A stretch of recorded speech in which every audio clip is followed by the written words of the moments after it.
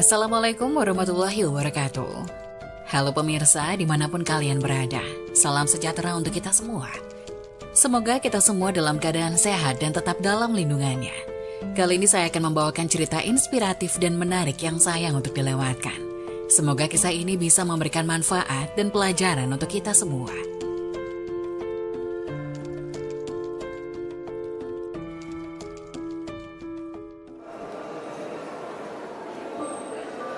Astagfirullah, jangan ucapkan ini.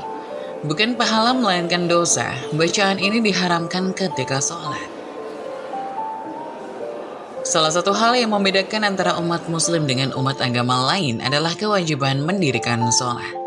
Dalam agama lain tidak ada ibadah bernama sholat ataupun ibadah dengan gerakan dan bacaan yang sama. Sholat juga merupakan cara terbaik untuk berkomunikasi dan mendekatkan diri dengan Allah Subhanahu wa Ta'ala. Lantas, apakah kalian paham arti bacaan sholat? Bacaan sholat semuanya menggunakan bahasa Arab. Banyak umat Islam berasal dari berbagai penjuru dunia dan tak semuanya bisa berbahasa Arab.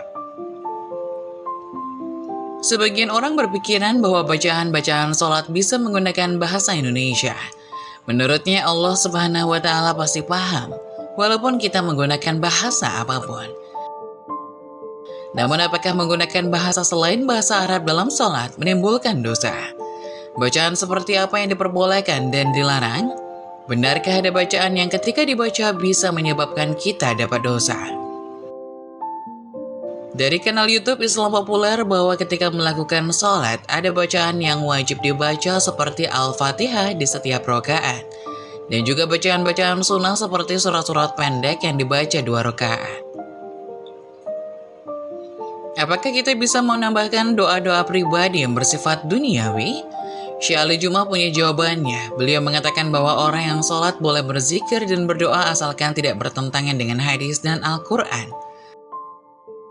Pendapat ini didasarkan pada argumen Imam Ibnu Hajar al-Asqalani. Beliau berkata, Imam Ibnu Hajar dalam Fathul Bari menjelaskan sabda Nabi mengenai doa yang dibaca setelah tasyahud.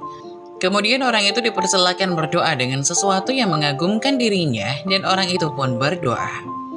Perlu kalian ketahui, memohon untuk kebaikan dunia boleh-boleh saja.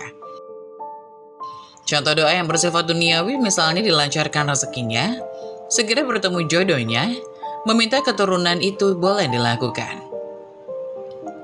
Hal ini juga dibenarkan oleh Imam Al-Baji dalam Al-Muntaqo Syarah Al-Muhazzab. Beliau berkata, sebagaimana Imam Malik berkata tidak masalah berdoa dalam sholat maktubah dan dengan bentuk doa sesuai yang dikehendaki, baik berupa doa urawi maupun duniawi, baik yang sesuai dengan doa dari Al-Quran ataupun yang mengarang sendiri. Fenomena menambahkan bacaan sholat pernah dilakukan oleh Ibnu Umar.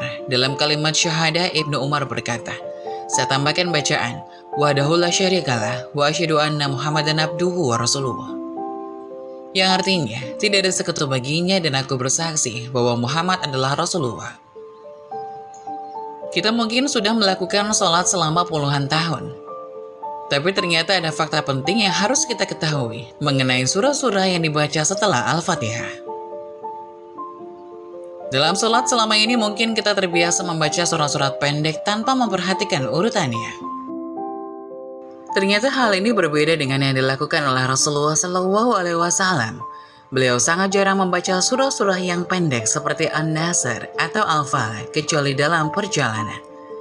Ketika salat subuh, Rasulullah SAW terbiasa membaca surah Qaf pada rakaat pertama dan surat Ar-Rum pada rakaat kedua. Beliau juga pernah membaca surat At-Takwir dan surat Al-Zalzalah. Begitu juga Rasulullah lebih memilih surat yang tergolong panjang ketika sholat.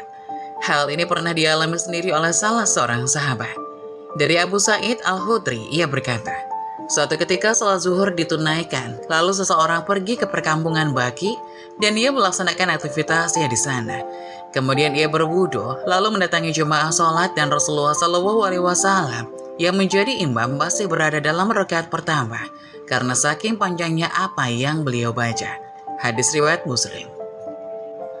Selain itu Rasulullah SAW memilih surat secara berurutan. Hal ini dibenarkan oleh Imam Nawawi dalam kitab At-Tibyan. Beliau mengatakan bahwa Al-Quran tidak semata-mata disusun secara beruntun, namun ada hikmah di balik hal tersebut. Karena sudah sepatutnya ketika kita membacanya, mesti berurutan. Hal ini juga berlaku ketika sholat. Misalnya membaca surah Al-Baqarah rakaat pertama, kemudian di rakaat kedua membaca surat Al-Imran, begitu seterusnya. Dan bagaimana jika pada rakaat pertama kita membaca surat An-Nas? Imam Nawawi meriwayatkan bahwa sebagian ulama mengatakan setelah membaca surat An-Nas dilanjut dengan surat Al-Baqarah pada rakaat kedua. Lalu bagaimana jika ada orang yang setelah membaca surat An-Nas di rakaat pertama, kemudian malah membaca surat Al-Ikhlas di rakaat kedua? Imam Nawawi mengatakan bahwa hal ini hukumnya tidak diperbolehkan. Walaupun ada sebagian ulama yang juga membaca dengan tidak berurutan dalam sholat. Namun sebagian lainnya tetap tidak menyukai orang yang membaca Al-Quran tanpa memperhatikan urutan. Ada pengecualian dalam membaca Al-Quran secara beruntun dalam sholat sebab ada beberapa surah yang dianjurkan untuk dibaca pada sholat tertentu.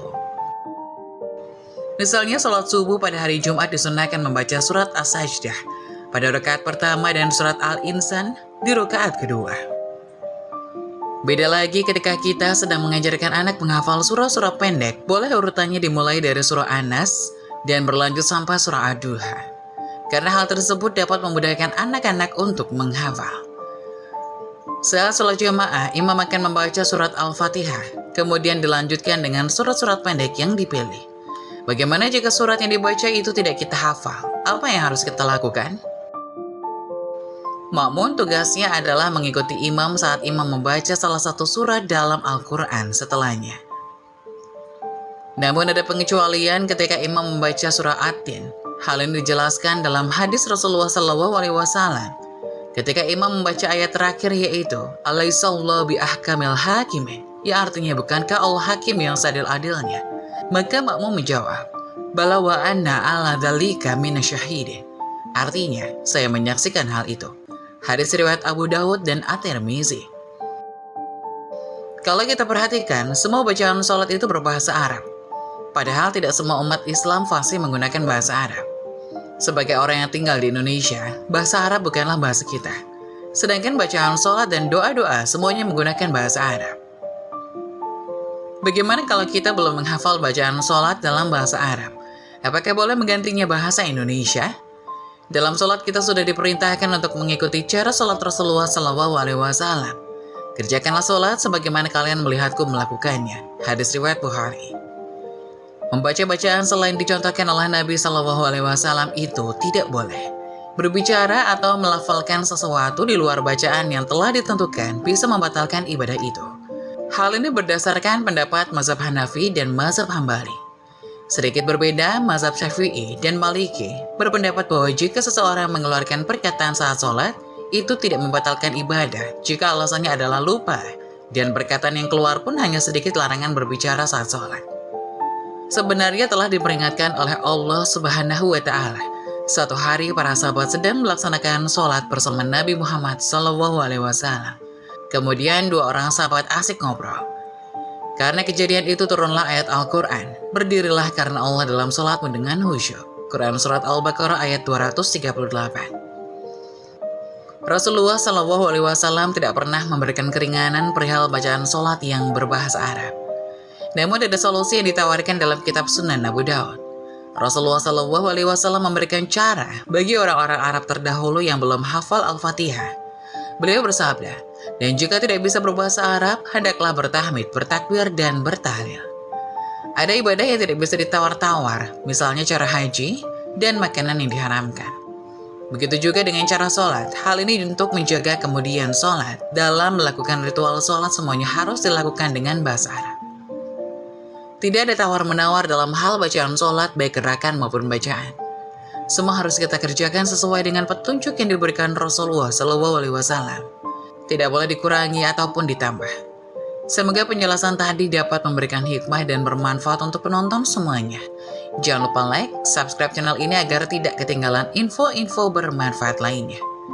Sekian dari kami, terima kasih. Wassalamualaikum warahmatullahi wabarakatuh.